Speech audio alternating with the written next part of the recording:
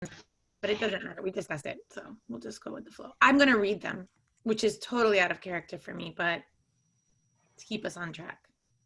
Don't worry about it. If Mona's still here, Mona, if you're still here, I've actually learned how to cook during quarantine, unfortunately, and I can't wait to host you all here. وبيتاكل.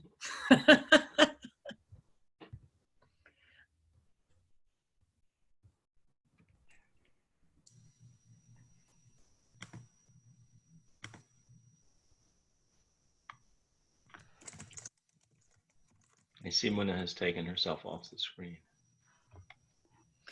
Please share my invitation, Rashid, afterwards, please. I will. She's here, I think, but I'll tell her. I mean, when we can next travel, heaven knows when that will be. Yeah. But because that dinner, that she's so marvelous and so talented, you know, it'll pale in comparison, but I'll try. That's sweet. I'm not seeing her. There she is.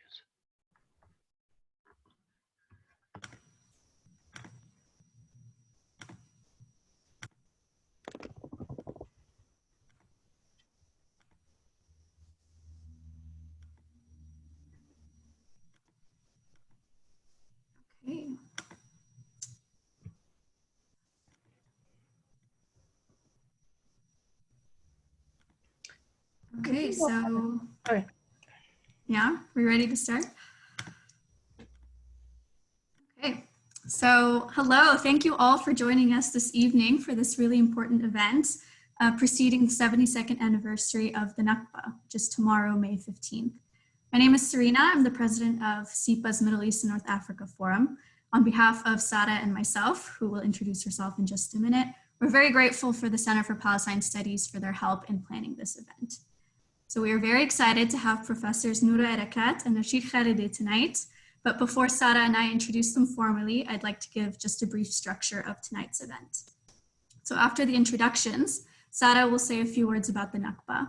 Then Doctors Erakat and Khalidi will discuss for around 45 minutes, followed by a 20-minute Q&A session. If you have questions, please type them in the chat box below, and then Sara and I will read them out during the Q&A session. And as a reminder, please keep your microphones on mute during this presentation. So without further ado, it is my pleasure to introduce Professor Noura Erakat. She's a human rights attorney and an assistant professor at Rutgers University, New Brunswick, in the Department of Africana Studies and the program in criminal justice. Her research interests include human rights law, as well as humanitarian, national security, and refugee law, social justice, and critical race theory. She's the co-founding editor of Jadaliyya, an electronic magazine on the Middle East, as well as the author of Justice for Some, Law and the Question of Palestine. So now I'm going to turn the floor over to Sara. And my name is Sarah Saka. I'm the president of the Palestine Working Group at SIPA. And I will be introducing Professor Rashid Khalidi, who may not need an introduction for most of us. He is the Edward Said Professor of Arab Studies right here at Columbia, and he teaches courses on history in the Middle East, including two this upcoming fall. He is the co-editor of the Journal of Palestine Studies, and he has authored more than 10 books, including the one we'll be discussing tonight, and his writing has appeared in the New York Times, LA Times, Chicago Tribune, Guardian, and The Nation. He's one of the world's foremost scholars on Palestinian history and identity, and like Professor Erakat, a staunch defender of Palestinian human rights. And I wanted to say one more thing before we begin the event officially. As Selina mentioned, tomorrow is the 72nd anniversary of the Nakba, or catastrophe in Arabic, when in 1948, some 150,000 to 1 million Palestinians were violently displaced, exiled, ethnically cleansed from their homes and land by Zionist forces. Today, 7 million, perhaps more, Palestinian refugees remain worldwide without the right of return. Many reference the ongoing Nakba as violations of international human rights and humanitarian law continue to occur, which of course Professor Erakat can attest to much better than I, probably in her new book as well. And Palestinians continue to struggle for their rights in Gaza, and you may have seen coverage before of protests for the Great March of Return. Professor Erakat wrote in the Washington Post on May 16th in 2018, Palestinian resistance has been strong for 7 decades now. And Professor Khalidi in The Nation in 2018 wrote about Palestinian existence as resistance. and the growing dissent from the consensus of idiocy on Palestine in terms of student activism and organizing, much like Colombia's own SJP. And with that, and with a lot of gratitude, I will turn it over to Professor Erakat and Khalidi for their discussion. So I want to say thank you for this invitation. It's an honor to be able to discuss Dr. Khalidi's newest book, and it's not showing up in the screen. There it goes. The 100 Years War, 100 Years War on Palestine, a history of settler colonialism and resistance, 1917 to 2017. We would love to hear from you, Rashid, about your book, what it is, how you come to it, before we delve into the discussion. Great. Well, thank you for doing this, SIPA students. Thanks to the Center for Palestine Studies also for co-sponsoring, and thank you, Noura, for agreeing to be in conversation with me about this book. I'm just going to say a couple things about the book. The first is it's an attempt to displace what I think is a false narrative about Palestine. There are many false narratives, but at best, these false narratives talk about this as a tragic struggle between two peoples over one land, two national rights against one another. And that narrative tends to see it in a form of equivalence between Israelis and Palestinians. My argument in this book is that is completely false. This has been a colonial war waged by great powers, by the Zionist movement and later the State of Israel, on the Palestinian people, an indigenous population, with the aim of displacing them and replacing them with another people. I use a settler colonial frame for this, not meaning by using that to deny that, like many other settler colonial projects, Israel has developed into a national entity. You can walk and chew gum at the same time. The United States is a settler colonial project, started as such, with the support of a mother country, Britain. The colonies would not have been established without that support, nor would the settler colony of Canada or the settler colony of Australia or the settler colony of New Zealand. All of them are now national entities, and Israel has managed over a century to develop from those settler colonial origins, which in fact are still manifest in the way in which Israel treats the Palestinians to this day. So I argue that that this is not a tragic struggle between two peoples, though there are two peoples, and it is certainly tragic. It has been a war relentlessly waged on the Palestinians over more than a century. The only other thing I want to say about the book is that I am trying in this book to do something quite different from the 6 other books that I wrote or the 3 books that I co-edited. I'm not writing with the kind of dispassionate reserve in the third person that I was trained to do back in the day as a graduate student and as a young historian. This book includes personal, family, and other material that I think is really important to understanding this 100 Years War. And so it's a very different kind of book than I've ever written. It was much harder in some ways to write for me than the more sort of standard histories that I've written about either Palestine or the Arab world or the great powers. So that's a very short description of the book. It's meant for a general audience. It is not meant for specialists. I mean, people like Noura or historians or legal or political specialists, I hope, will find something in it. There's 45 pages of footnotes. I try and substantiate the arguments I'm making, but it is not directed at specialists. It's not directed at academics. It's directed at a general audience. And then my hope is that it'll reach people who are open-minded enough to pick up a book with a title like that, The 100 Years War on Palestine, but who are not necessarily very knowledgeable about the subject. So that's how I envisaged the book. That's what I was trying to do with the book, and I really hope that I've succeeded with it. So that's what I have to say, Noura, just to start off. Thank you so much. I want to say thank you for your tremendous labor, for putting yourself into the book, which is quite difficult, especially, reading this. It's so obvious how much you've sacrificed and your family has sacrificed, and how much weight they've borne in your struggle as part of the struggle for Palestinian freedom. So in addition to all of that, then the tremendous labor of producing this text along with your body of work. Thank you. And for the audience, I want to just emphasize as a junior scholar how tremendous it has been to work with you because of your generosity and your humility and your practice, your commitment to pedagogy and your commitment to liberation has made you a delight to be in struggle and to be in collaboration with. So thank you for this opportunity. I divided my questions into 4 themes, and the themes are settler colonialism, historical contingencies, the PLO and the Arab world, and your writing practice. And you discussed 2 of them right now on settler colonialism and your writing practice. Mm-hmm. And I'm bookending this conversation in that way. I want to start with settler colonialism. And you tell us that you are emphasizing the settler colonial nature, and that's how you're going to approach it. But one of the most unique things about your work that stands out from other works is that it's actually holding together a tension. And it's the tension that this is a settler colonial conflict and an invasion, and simultaneously it is a Zionist nationalist struggle.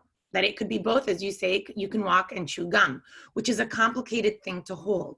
And that has consequences, right? Because one, just to take a step back, how do we know this to be the case and how can we parse it in the discourse?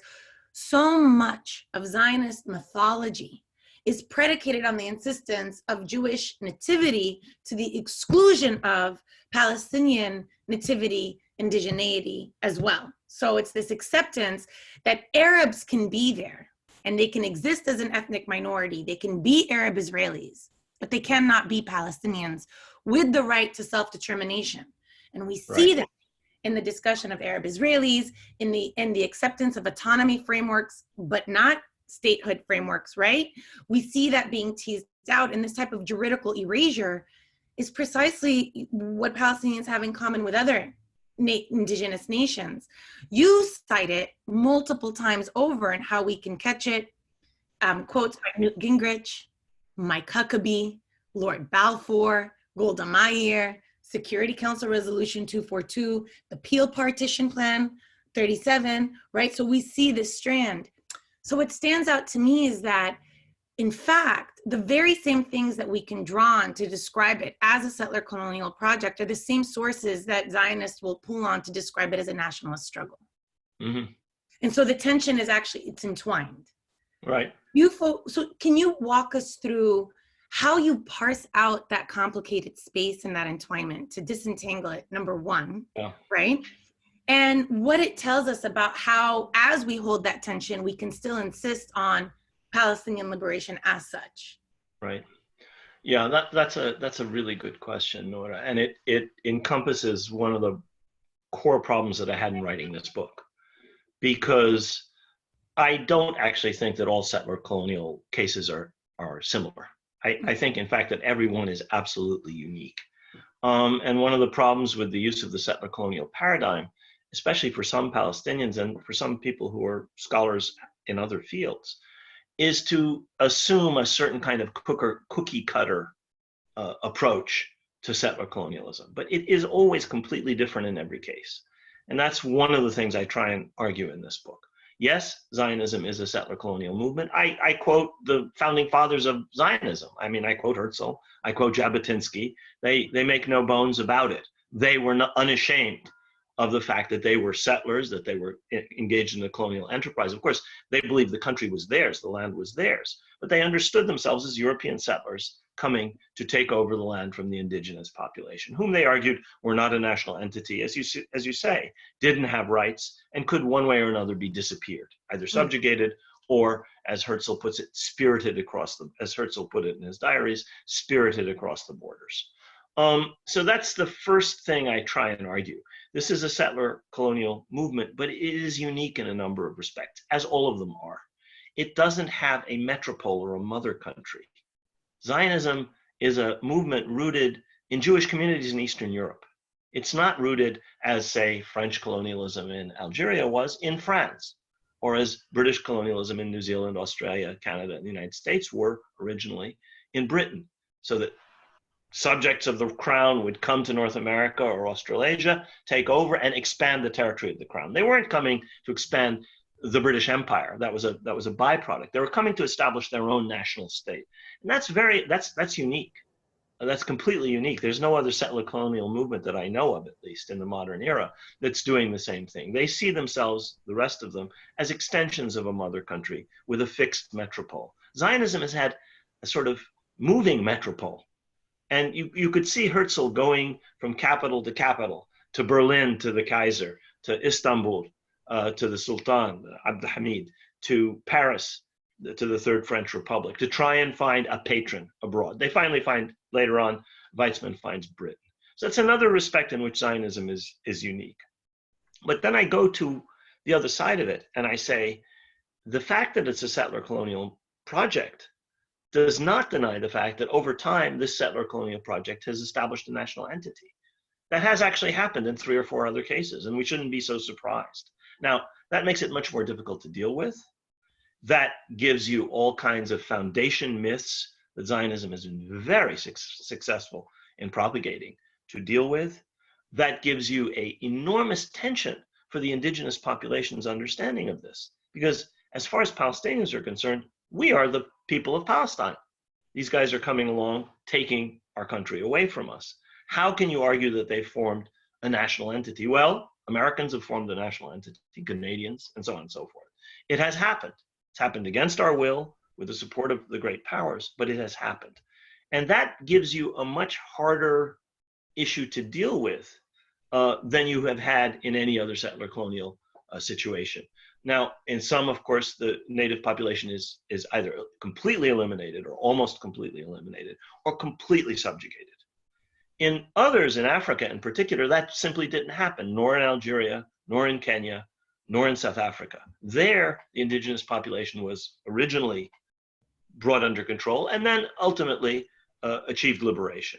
So we're somewhere between those settler colonies where the native population, Native Americans, First Nations in Canada, populations in New Zealand and Australia, were reduced to the point that the new national entity completely replaced them. And between cases like Algeria and the East African and South African examples, where ultimately liberation was possible because the indigenous population was so enormously numerous that the colonists were not able to succeed in imposing themselves. It makes for a very complicated and difficult case, I understand. And and I think you're absolutely right to put your finger on that tension. This is great. I'm going to try to stick to the questions and not get into this. I might go off script by midway, but I'm going to try at least now. I know I at least want to say this idea of the moving metropole, I'll get back to that in historical contingencies to dig deeper on settler colonialism, because I do think we're going to, there is a tension here already that I guess it was anticipated. Because I write, although the turn to settler colonial studies is relatively recent and coincides with the development of the field itself as distinct from colonial studies, right? Palestinians have historically theorized settler colonialism. In fact, you begin your book with an epigraph with a quote by Yusuf al-Isa in 1914 that says, quote, "We are a nation threatened by disappearance." And I draw on Faiz Saig's 1965 pamphlet on Zionism, where he distinguishes European colonialism as a form of domination and Zionist colonization, which is premised on, quote, racial elimination. In fact, part of what complicates the Palestinian national struggle and begins to fracture it explicitly in the 1970s is trying to fit the Palestinian liberation struggle into an anti-colonial movement uplifted by Third World revolts. And at that point, settler colonialism is more or less a blind spot. It's perhaps why Yasser Arafat, wrongly in my opinion, distinguished Palestinians from the Red Indian. He calls the Red Indian, whom he saw as disappeared in contrast to Palestinians whose numbers remain significant. But what's misplaced is that settler colonialism is never a complete project. It continues in the US in practices of erasure as well as valiant resistance, as we've recently witnessed, for example, in the Standing Rock Sioux Nation stand against the Dakota Access Pipeline. Right. And I think that this tension continues to exist in Palestinian thinking, where Palestinians understand that there's an ongoing Nakba, That's literally like Patrick Wolf's structure of elimination, right? That's ongoing Nakba in indigenous language. It's Asliyin as opposed to indigenous. But they don't make the leap to connect it to other settler colonial struggles. It's been embraced by Palestinian scholars and activists, but not necessarily as mainstream thought amongst Palestinian society, and much obviously less so amongst the official leadership. This is a tension, some major tension. We understand the ongoing Nakba. We understand the structure of elimination, but we still distinguish ourselves from other settler colonies, not with, I don't think, with the fine-tooth comb that you're doing it, that there's distinctions, but just as different, almost to, you know, what's the word? To solidify the Palestinian exception. Right. Right? Right. Right. And so what do we do with this? What do we do with this if we're seeing this as settler colonialism and trying to bridge that gap and hold these distinctions? What do we do with this in our own nationalist thinking? Yeah, this has always been a really difficult question. The only case that Palestinians were able to, or were willing, and I'm talking now about the national movement in the 60s and 70s in particular, 50s, 60s, and 70s. The only case that Palestinians were willing to allow themselves to be compared with in the past was Algeria. And they did that for a couple of reasons. Algerians were Arabs, most of them Arabs. And secondly, Algerians won. I mean, the Palestinian national movement is revived just at the moment that Algeria is liberated. And so to some people, looking at things through a fairly simple lens, this was an admissible comparison. Another comparison that some have mentioned, but many fewer, without thinking it through, is South Africa. And of course, Algeria and South Africa are so different from the Palestinian case.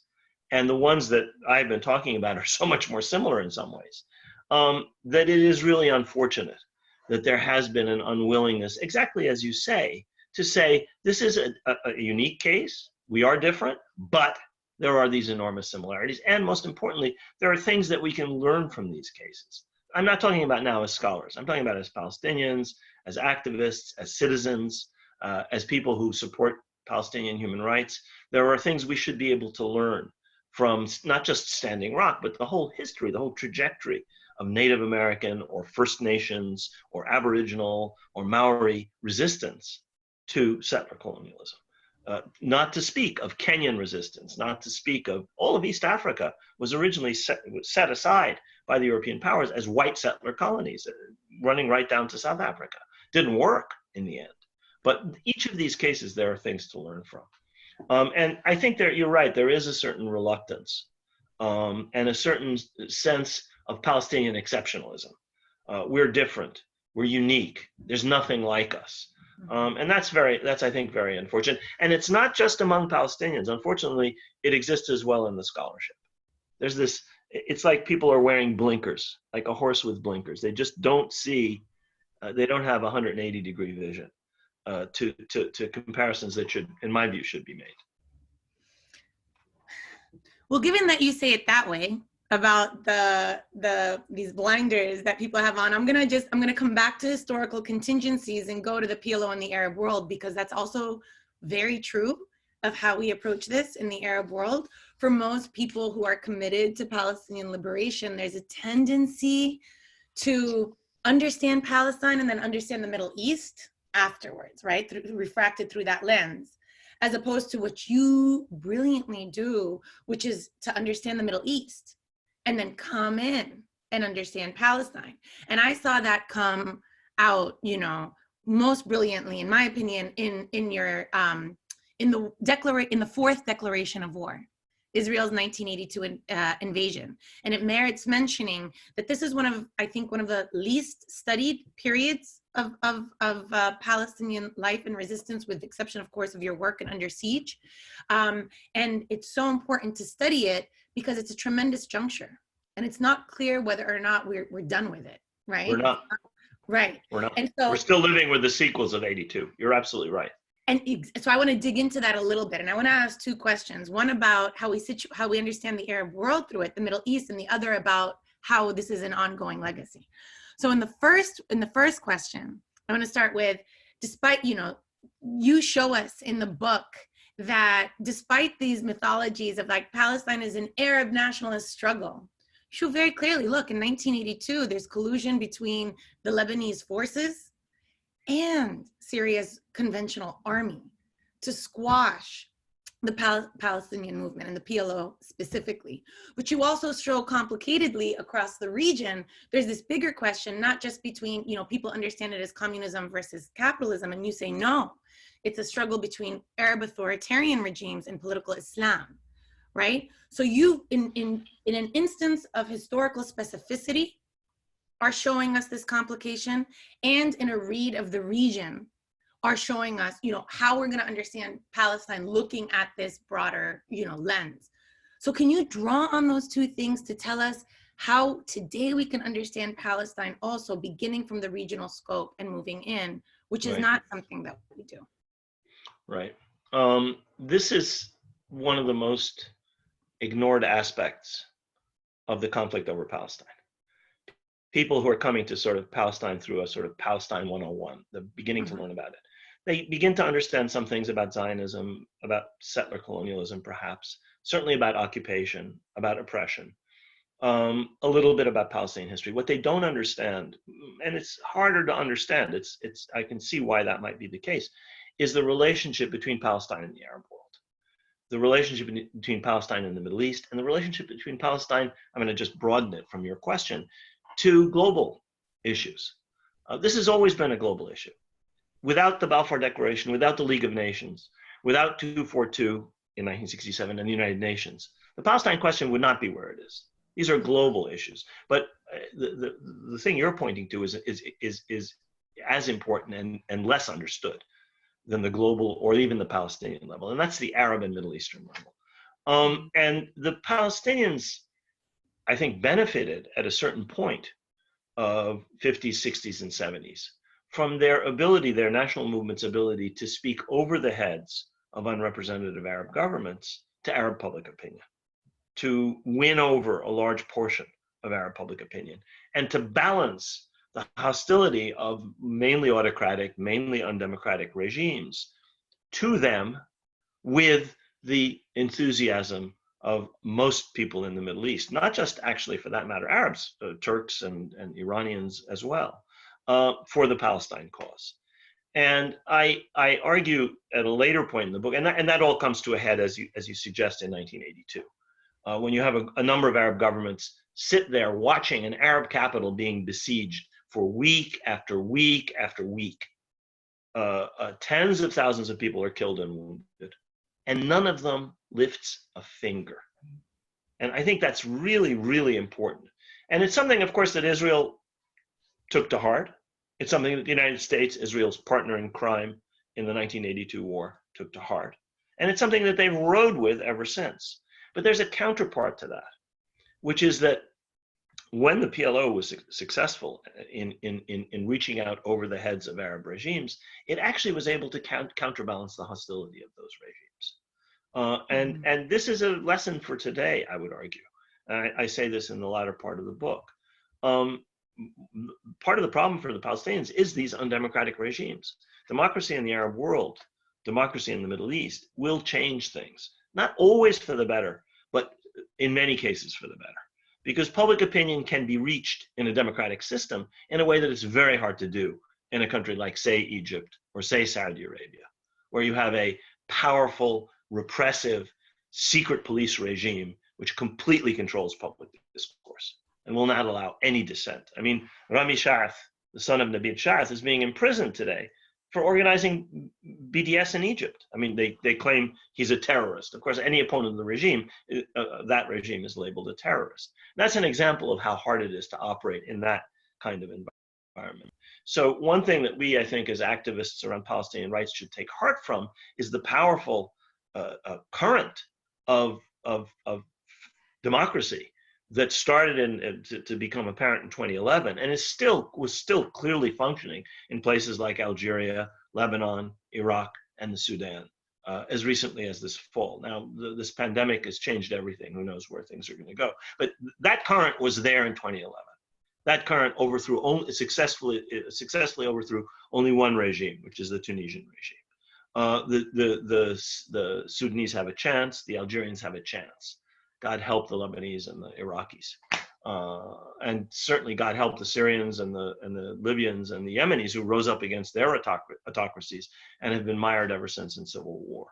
The point, though, is that you put your finger on one of the hardest things to understand. The Palestinians have not just, in other words, been fighting their own problems, their own divisions, their own class structure, which did not help them, especially in the 20s, 30s, and 40s. They haven't just been fighting the great powers that have supported Zionism to the hilt since the beginning. They've also often been fighting these Arab regimes. I mean, many of my friends were murdered not by the Mossad, though many, many were, but by the Iraqi or the Syrian or the Libyan intelligence services, which were as deadly enemies of Palestinian national liberation at certain junctures as was Israel and its American supporters. No, I mean, I think that's the thing to emphasize. When one sees the title, The 100 Years War on Palestine, it doesn't capture the magnitude of what that encompasses and what you cover, which is that it's not just the collusion of imperial powers. It's also the regional powers at play that are colluding against Palestinians, and even internal divides within the Palestinian movement. Absolutely. It is that which makes the fact that the Palestinian struggle continues even more phenomenal, in my opinion. It's just more phenomenal. So going back to this point about the Lebanese, it's almost like 1982 and the reverberations of it haven't necessarily ended. But I want to put this also in context of a theme that you draw throughout the book, which is that it is moments where the Palestinian liberation movement has been crushed, that there afterwards was a kind of resurgence from the bottom in order to resist, right? So we see that in the aftermath of Balfour and what becomes the Great Revolt, right? Which is a peasant uprising, more or less. It's not led by the elite. Completely. We see it again in 1967 in the failure of the Arab conventional armies, and then the rise of the national liberation movement and the militias taking over the PLO. And we see it in 1982, at least you hint to it, or you say it actually, is that the Intifada that begins. The first Intifada. The first Intifada. But it's not clear. It's not clear that there was anything after, a resurgence after the crushing of the peace process in 2000. And what becomes the second Intifada. It's not clear that there was ever anything that comes after that. Right. You don't say that explicitly, but I wonder what your thoughts are on that. And the other question that I have related specifically to 1982 is how we really have underestimated how devastating that juncture has been and was, right. and what the ongoing reverberations of it are and how we should understand them. Another really good question, because you're absolutely right. Each of these apparent defeats for the Palestinians have provoked or triggered sooner or later a response, a new form of resistance, whether it was the 1936 revolt, as you said, 36-39 revolt, whether it was the revival of the Palestinian national movement in the 50s and the 60s, especially after the 67 war, or whether it was the first Intifada starting in 1987, 5 years after 1982. And you're also right in saying that what we all now, anybody who has any sympathy for Palestine and the Palestinians recognize, but not just Palestinians, people in the Arab world, people, friends and supporters in the world at large, understand was a terrible, terrible defeat. What Edward Said called a Palestinian Versailles, acceptance of this absurd, awful set of agreements signed first on the White House lawn in 1993. There has not been, in response to this defeat, the same kind of renewal or recrudescence of resistance. You are right. I could speculate on some of the reasons. One of the reasons is none of the previous defeats were accepted or endorsed or bought into by most Palestinians or people who claim to represent them. Nobody accepted the Balfour Declaration in Palestine. Nobody, as far as I know. Most people did not accept the 37 Peel partition plan. Most Palestinians did not accept the 1947 partition plan. Most Palestinians did not accept 242. In other words, these attempts to erase them were fully rejected by not just public opinion, but by every representative, everybody who could claim representativity or was in a leadership position. The bottom and the top The grassroots leaderships, the elites, every segment of Palestinian society was pretty much unanimous in rejecting these things. The sad thing about Oslo is that it was led by the leading faction of the national movement. Some rejected it, Hamas and others. Some intellectuals rejected it. I mean, I wrote a critical op-ed the day they signed the damn thing in September 1993. Edward Said was incandescent in his opposition. Many others were. But the point is, unlike every other one of these, what we now recognize were attempts to defeat us and erase us as Palestinians, there was resistance. That's not been the case until now. Such resistance as there has been has not had the same kind of mass nature. And in effect, they succeeded in dividing the Palestinians in a way that really never, there were divisions, those divisions were debilitating, but nothing of this scale has, to my understanding, has ever happened. And so you're right. I think we can expect that. I think that it may be Trump, it may be Netanyahu, it may be some absolutely egregious pushing of this thing too far that might spark it. And it may take a completely new form to anything that we've seen. I mean, the first Intifada was completely different. It was a mass movement. It was a grassroots movement like 36, 39, but it wasn't mainly armed. It wasn't armed, actually. There was some violence, but it was essentially grassroots organization against the occupation and rejection of the occupation. I don't know what form, if this happens, it would take. I mean, I don't presume to predict the future here. But I think you put your finger on something really, really interesting. And I mean, I think it's one of the things we should be watching as it hopefully evolves. Yeah, and I mean, I just to echo, and for the audience, especially for the audience who might miss this, obviously Palestinian resistance has never ended, has never ceased, not for a second. The Great March of Return has been, over a year and ongoing. That these, tremendous sacrifices, the prisoners' strike, hunger strike, you quote and mention in the conclusion, but that is to be distinguished from this type of, collective resurgence that, you've pointed out to historically. Before I continue with the questions, I just want to know how much more time I have before we cede the floor to decipher, can I ask all my questions? Can I not? Go ahead. Yeah, go ahead. Yeah, we have some time. Yeah. Okay. And let me tell you another reason. Let's go back to historical contingencies. Rashid, I found, as somebody that you mentioned in the beginning, as somebody who is a specialist, I actually found one of the most extraordinary things was the nuance in the book and the amount of your emphasis on historical contingencies.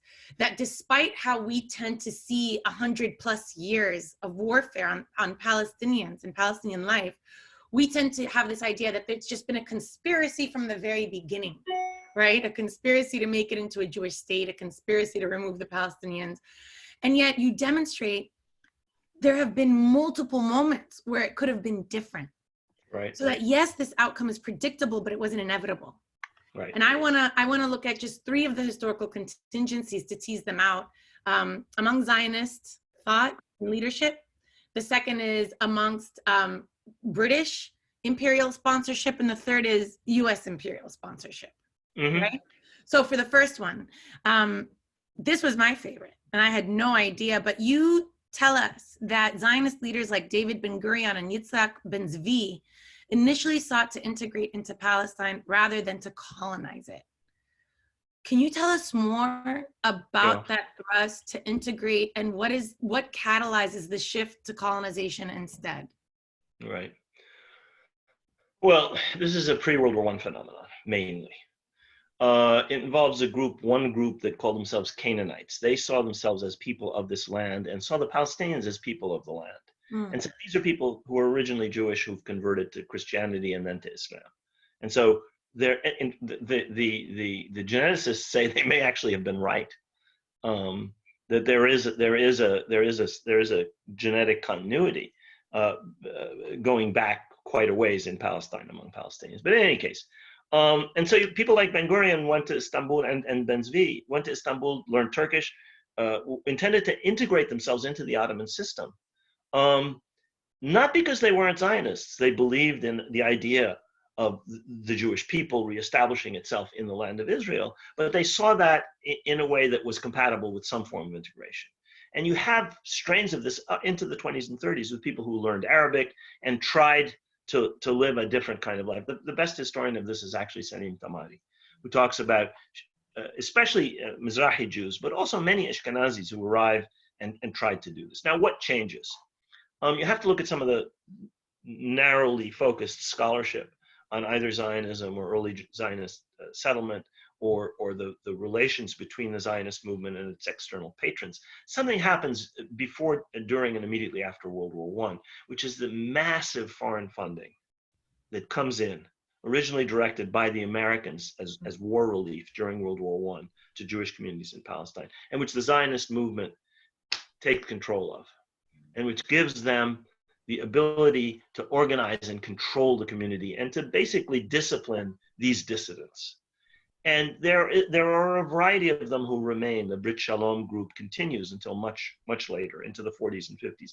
People like Gershom Shalom, a whole range of important Zionist thinkers. But they're systematically marginalized. And people like Ben Gurion shift, and Ben Zvi, of course, shift over. It's something that really deserves a historian of its own. It's a story of a contingency that would have led to a completely different form of relationship had there not been this drive that people like Herzl, who hardly knew Palestine. I mean, he visited once. He did not know the country. Ben Gurion came to know the country by living there for many years. People like Moshe Dayan knew Arabic perfectly well. So they had a sense of the country. Now, that didn't necessarily mean that they didn't use that knowledge in ways that were harmful to the Palestinians. But for a group of people early on, there was one of the last of them might have been Moshe Sharet, a later prime minister of Israel, foreign minister, and so on and so forth, but who had a much more nuanced understanding towards the end, certainly than did Ben Gurion, or most of the other leaders of the Zionist movement, whether those outside or those inside. So I think that this was, as with most of these contingencies you mentioned, this was overdetermined. It was very likely to go this way. Could it have gone another way? Yes, it might have. How that would have happened, I couldn't possibly say. But it is really interesting that you have this minority strain among Zionists, even European Zionists, even people who come as settlers. It's stronger among Mizrahi Jews, who are themselves Arabic speakers, Ottoman subjects of the land, if not of this land, of the region, and who have always fitted in mainly harmoniously with the environment that they live in, the social environment they live in. Yeah, it's definitely worth thinking about. I mean, thinking about that historical contingency, because it helps us, as in folks who think through, futurist studies.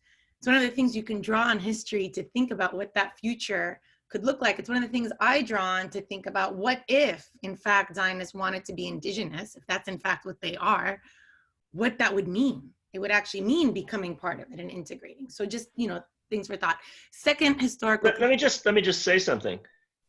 If this thing is going to be settled satisfactorily in the near future, one of the things that will have to be involved is a redevelopment of thinking along those lines. What would it take for people who think of themselves as Israelis to see themselves not as external to this horrible region, but as part of it?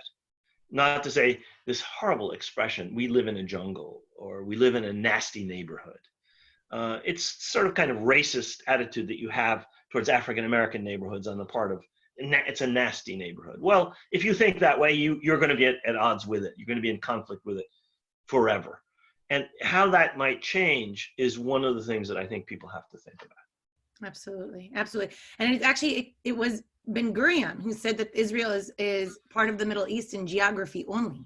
Exactly. Right? They emphasize that. So he comes full circle. So second contingency.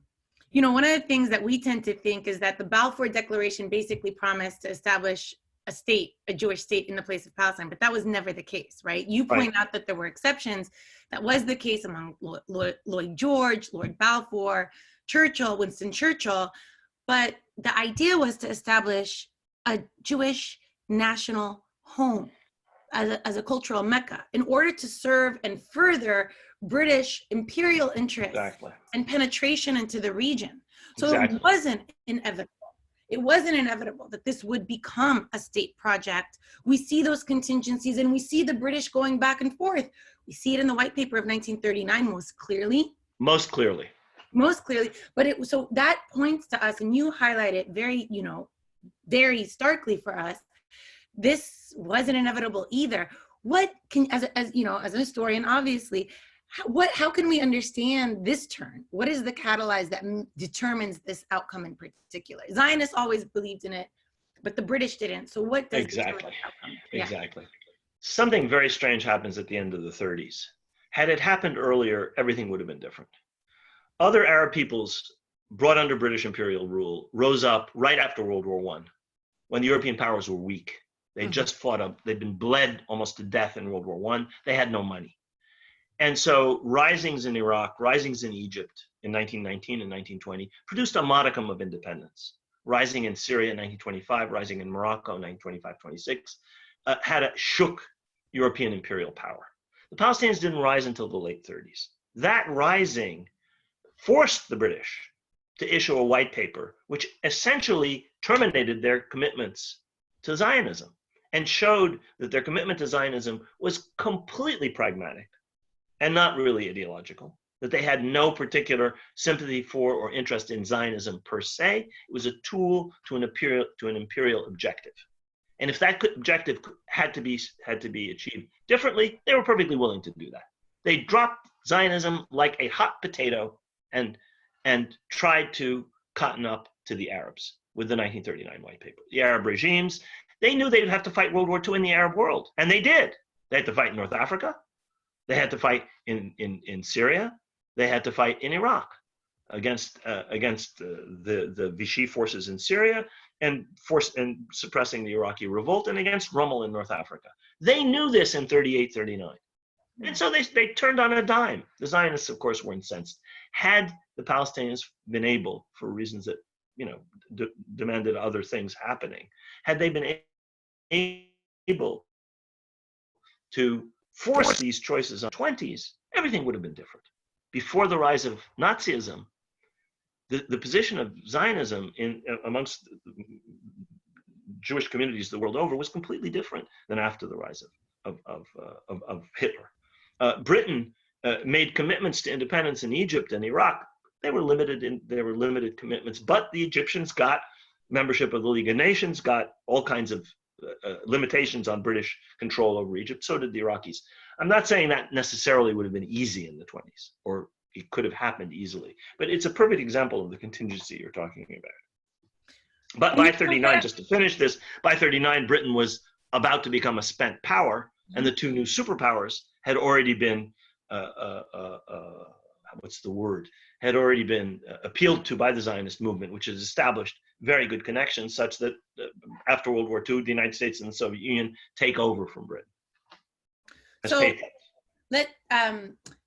one thing just to highlight from the text that I didn't realize, that Jewish immigration had stagnated up until that point. So until the rise of Hitler.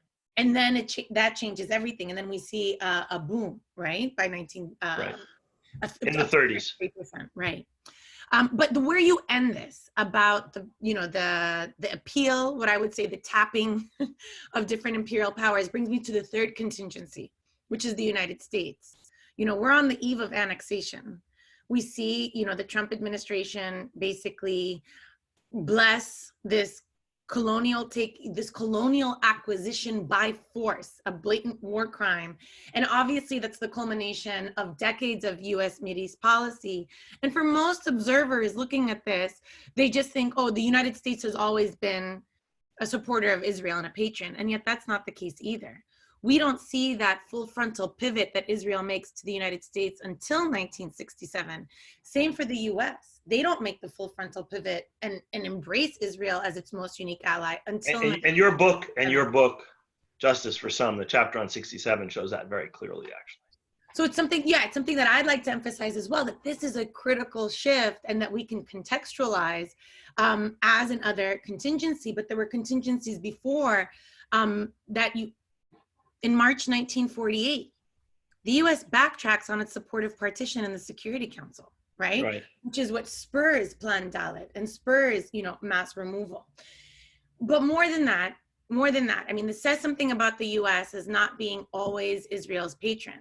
But it says something about Israel that you mentioned at the top of our interview, its uniqueness in pivoting and its survival and sustaining its Zionist project is contingent on the fact that it's been able to pivot from one imperial patron to the next. Right. From Britain and France to the United States.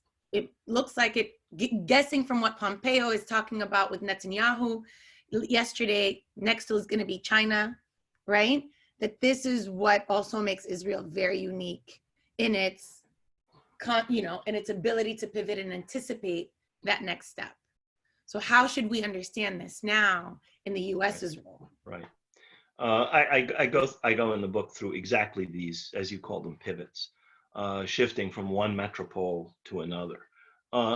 Israel is still ultimately primarily dependent on the United States and Europe, but it's remarkable to watch Israeli diplomacy with Russia, China, Eastern Europe, India, Brazil. It is clear that in the 21st century, there will be other powers.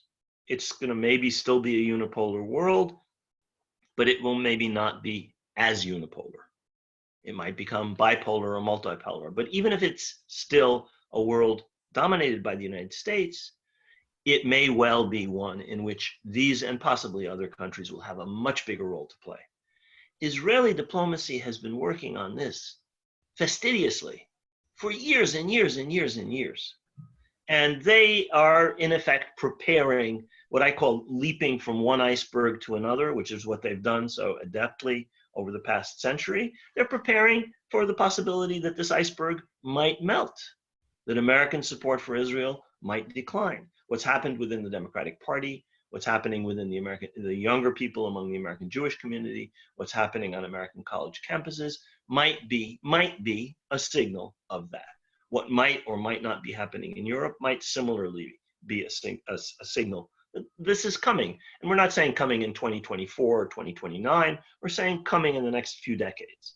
If that's the case, then they have to be prepared to leap to another iceberg. The work that was done in the United States in the 1910s, 20s, 30s, and early 40s is what makes the partition resolution and Truman's support for the establishment of Israel possible. They did not decide in 1939, oh, the British have betrayed us, what are we going to do? Ben-Gurion had spent 3 years, from 1916 to 1919, with Ben-Zvi in New York, working on building the basis for what they would later do over 20 years later. And they're now working with foresight and intelligence on preparing the possibility that they will have to leap yet again. And I think it's again, it goes back to the first thing I was saying. This is a completely unique settler colonial movement, dependent on the outside in the way all of them are, but in a completely different way from all of them.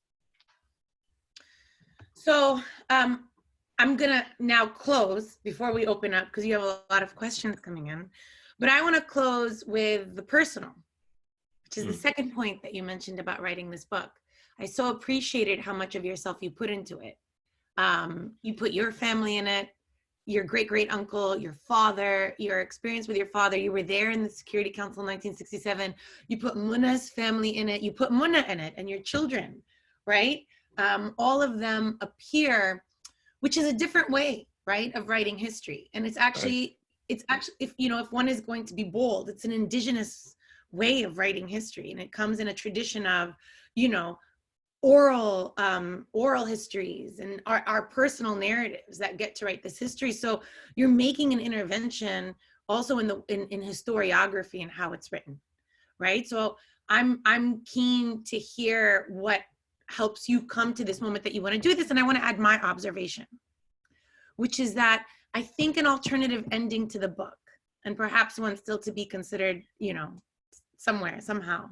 Well, there's a paperback next January, so I'm all ears. So here we go, and you heard it here first, folks. That the conclusion would have been a story about your family now, and how each of them is actually where you are, where Muna is, where Dima and Lemya and Ismail are, each of them is carrying a chapter of this story and actually carrying it forward in various ways, which is the germ, the core of why Palestine does not die, right? It didn't, the old who died and the children never forgot, right? So that the story could have ended in that way. That would have been an alternative ending. So what are your thoughts on that, and would you consider it? Let me say a couple things. The first is that you mentioned Ismail. My son was one of the people who pushed me the hardest to write this book. There was also a couple cousins of mine who pushed me really hard to write this book in this way. And so they sort of deserve the kind of treatment that you're talking about in a revised version of this book in an epilogue or something. The two other things I want to say is, firstly, I don't bring my family in because I think my family is representative. I don't think it is. Individuals that I talk about happen to have played historical roles that I think are worthwhile to illustrate things. Some of them important things like Yusuf Dia's letter to Herzl, and some of them completely unimportant things like the observations my father made to me about the Security Council. I learned something, and I thought that was important, and it's something important about the relationship to the United States and Israel. And my father was the vehicle for my understanding that. And I thought I would, give him props, give him credit for that. But that doesn't make us, as a group of people, that important, and we're certainly not representative. But I happen to have found that at a lot of the junctures that I thought were important to talk about, there were things that I could talk about either from what I'd heard from other people or read in documents and memoirs, or that I myself had witnessed. I mean, I was in Beirut in '82. I know a lot about it. I know much more than I put in Under Siege. I know much more than I put in this book, in fact, about the '82 war. I could write a very long book about the 1982 war that includes nothing that I've already published, and I've published a lot about it.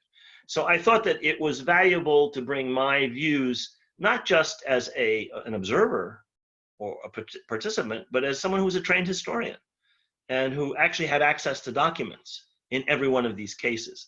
I was not just sitting there watching rockets or bombs or whatever it may have been. I saw diplomatic correspondence. I spoke to diplomats. I interviewed diplomats and decision makers for another book. And I knew those people, many of them. I knew many of the French diplomats I talked to. I knew Arafat. I knew Abu Yad. I knew these people whom I later on interviewed in Tunis. I knew them well enough to assess when they were lying, when they were covering up for their own mistakes, and so on and so forth, and also when what they were saying was important. And so I put myself into it in a way that I have never done before, because I actually thought it strengthened the narrative. I thought that it made the points more forcefully than I could have had I taken the normal boring objective third person historian perspective. Well, I'm glad you did it. I think it was great and a great culmination of so much of the book I also felt was a culmination and an synthesis of your many other works, and so it makes also sense for that reason. But that for me concludes my questions for you, not our discussions obviously, but I think it's now time to open it up to the group. Thank you both for that discussion.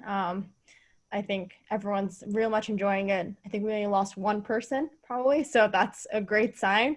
And we have two questions starting right now. I'm sure more will come. So I'll just start with Seth's question in the chat box, which is to both of you. How do you both view the transitions of settler colonialism of the 20th century that were based on pillaging for the mother country or the development of a homeland to the interconnectedness of settler colonialisms globally? Should we view the current struggles as interconnected or separate entities entirely?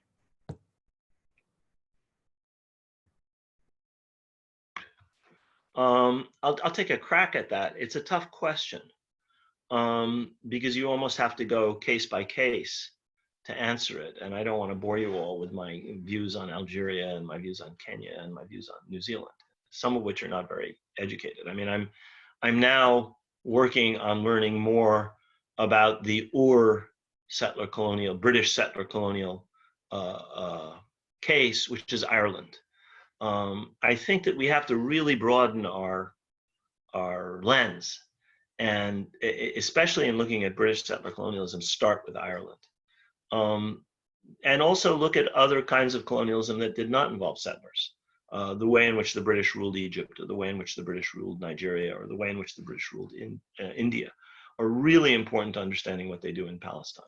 So I would argue for interconnection, just to answer that part of the question, but for the uniqueness of each of these things, it is interconnected. I mean, there's not that much that is really comparable between Ireland and any other colonial situation, because the Irish are the only people on the face of the earth subject to European colonialism who managed to liberate themselves in the immediate wake of World War I. Nobody else succeeds.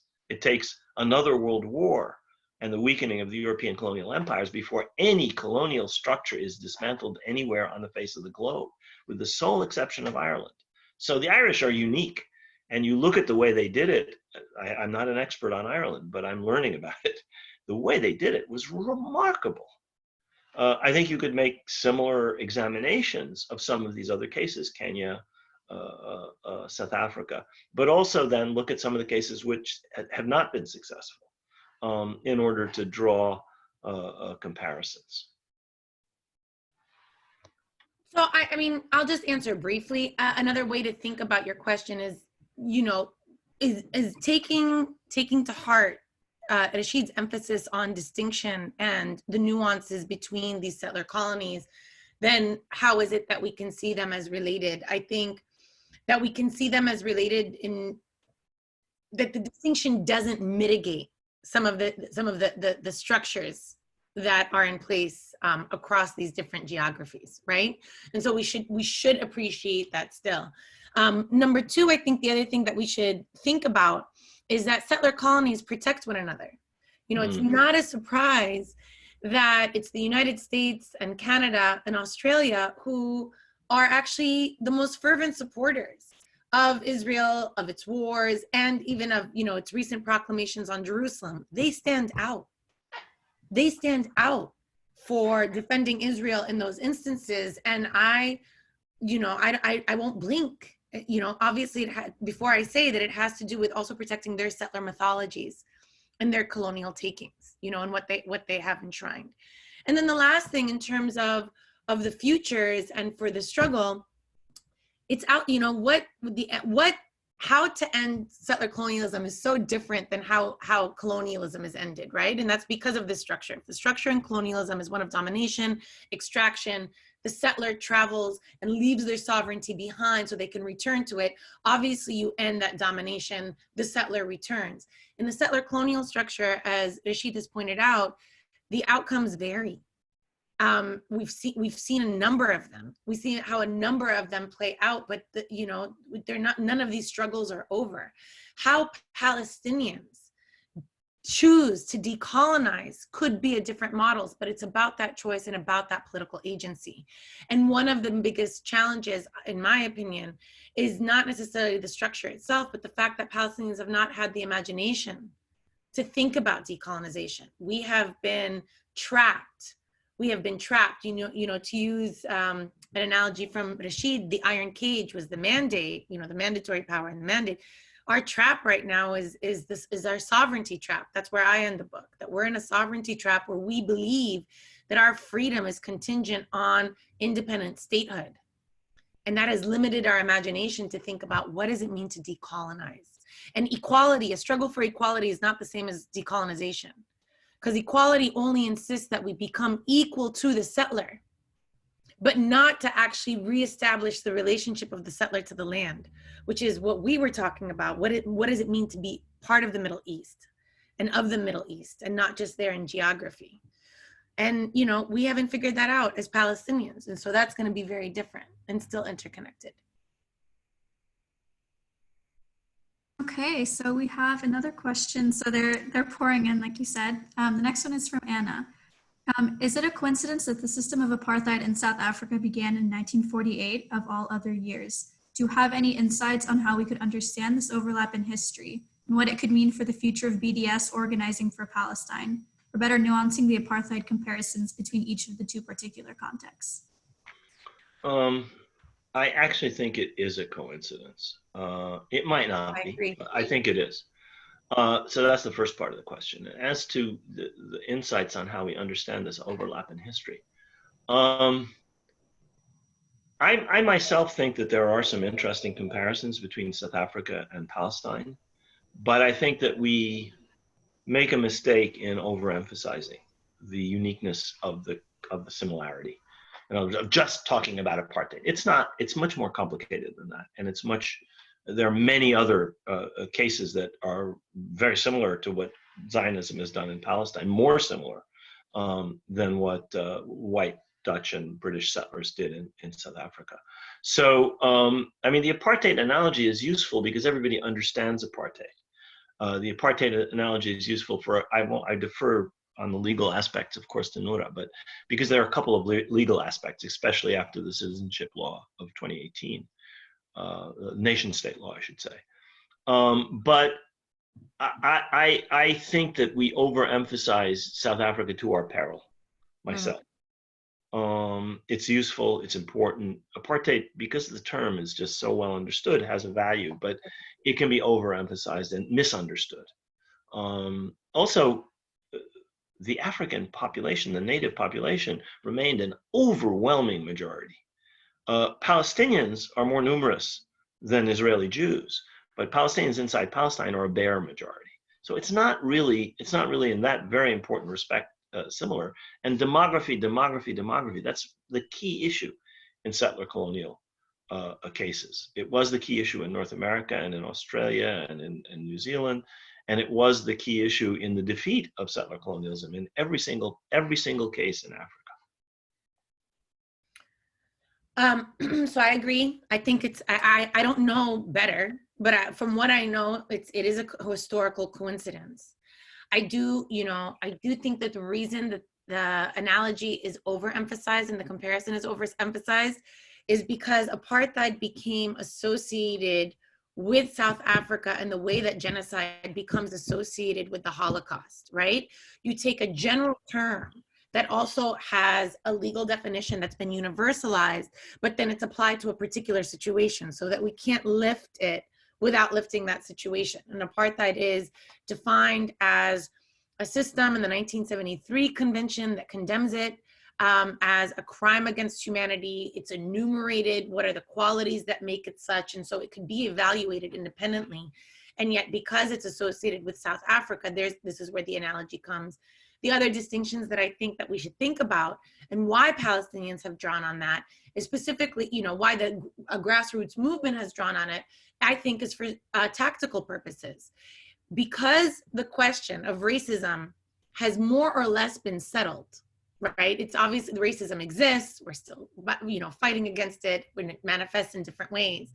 But, think about for a US audience, it's just, it's not right, right? Besides this white supremacist nationalist in office, right? That's why all the liberals are up in arms that he can't go back on certain agreements in our social contract in the ills of racism. And it's been settled, right? The same way that colonialism has more or less been settled as a illegitimate system of governance. And so one of the things that makes South Africa so appealing to look to is because there's no debate anymore that racism is bad and that whites dominate blacks. And so we can look to that to make the analogy in ways that are incredibly difficult when we try to talk about Zionism. And Zionism is a form of racism.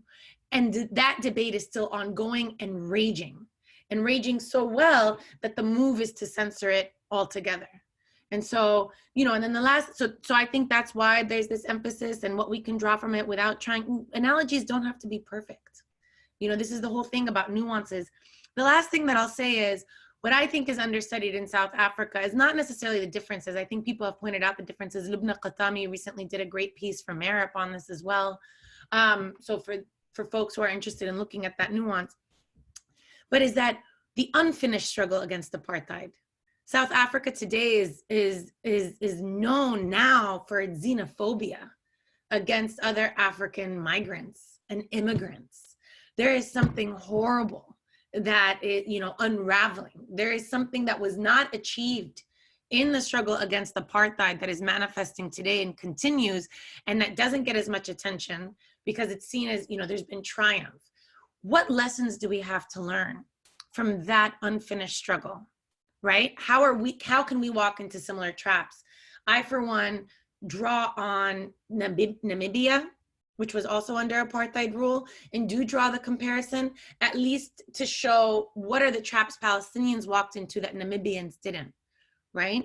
And so there is something to be learned from mistakes that South Africa has made, and not just its triumph. I want to be respectful of your time, so I'm wondering if I can group 3 questions to one and then do one more that's remaining. Is 5 minutes okay, or we're done? I'm not going to answer any more questions, so I'm going to see that this is how this should end. And so, yeah, go ahead. And I think I can bundle a couple of these questions, looking at them on the group chat. The future of this cause, this issue of undemocratic nation states. I certainly think that, and a question down below, might be possible to bundle them together. Please go ahead. If you can tackle a few of those, that'd be great. Yeah, I mean, I'm not going to say anything about the future of the Palestine cause. I describe in the book, and I could talk a little bit about some positive trends that I see, but I don't want to try and predict what I think the future of the cause is. But I think that the question about the fact that undemocratic nation states protect each other, and how can we think of this in relation to Israel's collaboration with repressive Arab regimes, brings up a really important point that Palestinians and Palestinian National Liberation Movement and supporters of the Palestinians understood back in the 60s, and I think they've forgotten in the 21st century, which is that the Palestine issue cannot be separated from the issue of liberation around this region.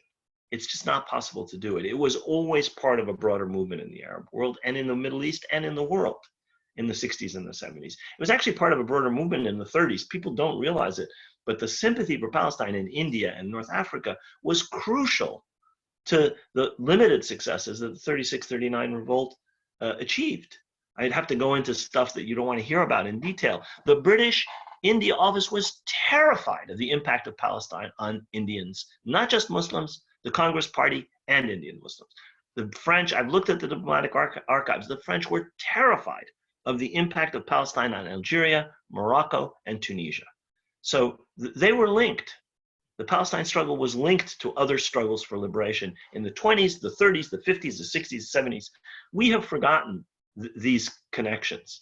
If Saudi Arabia and the Emirates continue to be the most absolute monarchies in history, if Egypt continues to be the most repressive dictatorship in the Arab world today, with the possible exception of Syria, with the exception of Syria, then the Palestine's not going to be liberated. I mean, it's as simple as that.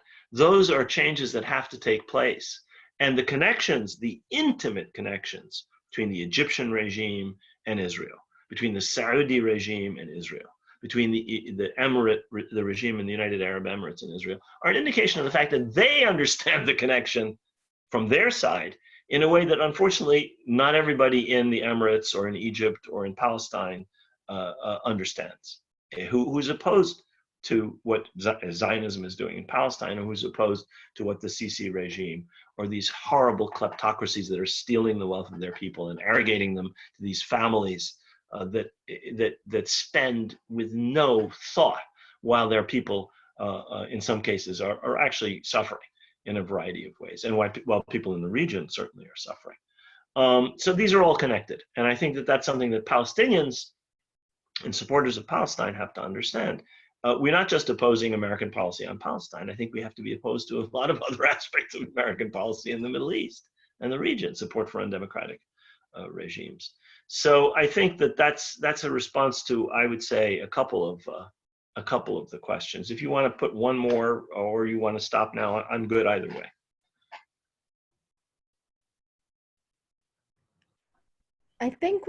I guess one other thing is, because we have a lot of activists and organizers in this call, and then I'll leave Serena to close, is one thing that comes up in terms of futures.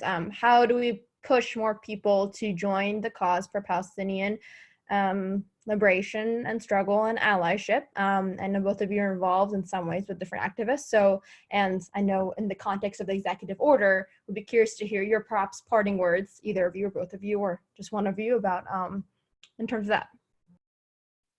Yeah, you're talking about the Trump administration's executive order involving the Department of Education investigating alleged anti-Semitism and using that as a tool to crack down on both Middle East studies academically and activism around Palestine on university campuses. Let me start from that, because I think that that's an indication, and I should say that the key tool in fighting that, beyond student activism itself and academics defending academic freedom and freedom of speech, is the kind of legal work that people in Palestine Legal are doing. There is an organization that is fighting this, and SJP and Jewish Voices for Peace and all the student groups that are involved, they know this. And I think that we have to recognize that these guys are on the, on the front lines of this struggle, much more than we academics, by the way. The students are much more on the front line of this. There are some academics who are in precarious situations and are under severe attack, but those of us who are so fortunate as to have tenure have a certain kind of protection. The thing I want to say about this is, I think it's very important to try and make sure that whatever your activism is involved in, it's dedicated to enlightening the largest number of people possible, reaching the unconverted. This is not something where we want to form a group that speaks to itself. To a certain extent, that's the problem the Zionist groups on campus have now. They're speaking to a tiny echo chamber. They have great difficulty reaching out. And so on some campuses, you'll see demonstrations on one side and the other. They're almost equal. This is inconceivable, but it's new. And it's a function of the fact that Palestinian activism is trying to reach out to other people through intersectionality, through working with other groups. But it is really important to do that on as broad a level as possible. What's important is not BDS per se, or this or that specific objective. What's important is making the largest number of people understand the basics of the Palestine issue, so that they will move and change and support things like BDS, or support specific initiatives against occupation or against racism or whatever it may be. And the last thing I want to say is that the ferocity and the enormity of the counterattack, the massive resources devoted to the counterattack on Palestinian activism, or activism around Palestinian rights, is an indication of the enormous success that this effort by a very small number of people with no resources and no national or international organization whatsoever have managed to achieve. This is a remarkable instance of the few against the big bucks and the big guns and the big organizations. I mean, the major organizations that are engaged in the struggle against BDS or SJP or JVP or student activism generally, there's dozens of them with multi-million-dollar budgets. And that is an indication of success of these remarkable, courageous efforts. So I think the thing to do is to take heart. It's not just a group of students versus another group of students. It's a group of students with no support, pretty much, behind them on the one side, supporting what is essentially a just cause, against a group of students with huge amounts of organizational, legal, and monetary support on the other side, and more or less holding their own. I mean, not in the state houses where they're passing these horrible laws, not necessarily in the political arena, though that's maybe beginning to change, hopefully, but certainly on campuses, in academia, and to some extent even in important parts of the media, especially the non-mainstream media. So I don't know how you reach out to get more people. That's part of it. Is the first thing I said. You have to have the broadest possible message, and you have to remember what you're trying to do is to make people understand the basics about Palestine, which also means learn more yourselves, read more, study more, figure things out, engage with texts that you might not necessarily like to understand where the other arguments are coming from. All of those things are really, really important. Okay, so I think we're going to wrap up if you don't have anything else to say, Professor Khalidi. Good. So thank you very, very much, both to you and Professor Erakat, for this insightful discussion and analysis. To everyone here, if you're interested in reading either of the professor's books, they're available on most major book retail outlets, and I'll link some links in the chat box below if you're interested. Sign up for the Center for Palestine Studies listserv if you're interested in getting involved more and getting emails for other events that you can participate in. And thank you all very much for attending. And thank everybody who stuck with us for an hour and 25 minutes. It's hard to watch Zoom for an hour and 25 minutes. I've been doing a lot of it, and I commend you all for hanging in there. Thank you, Noura, by the way, and thank both of you for organizing this and all your colleagues. Thank you. Thank you all. Power to you. يعطيك العافية Rashid. Good luck. Allah afiki. Salamat. Take care. Bye. Bye, everybody.